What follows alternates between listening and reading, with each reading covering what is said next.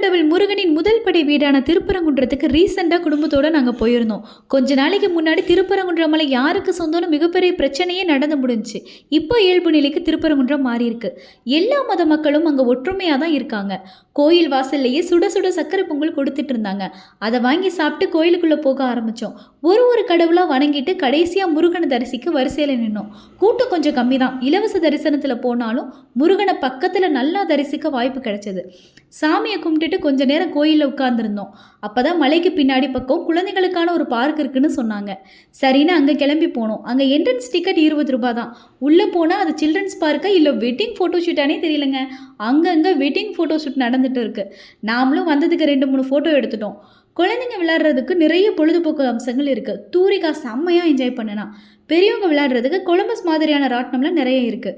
நாங்களும் இதில் ஒரு ரவுண்ட் போனோம். நீங்களும் திருப்பரங்குன்றம் போனால் இந்த பார்க்குக்கு குழந்தைங்களோடு போயிட்டு வரலாம். என்ன கொசு தொல்லை கொஞ்சம் அதிகமாக இருக்குது, அது மட்டும்தான் பிரச்சனை.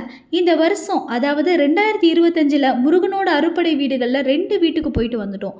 போன மாதம் திருத்தணி, இந்த மாதம் திருப்பரங்குன்றம். பேலன்ஸ் இருக்கிற 4 வீட்டுக்கும் சீக்கிரமாக போகிறோம்.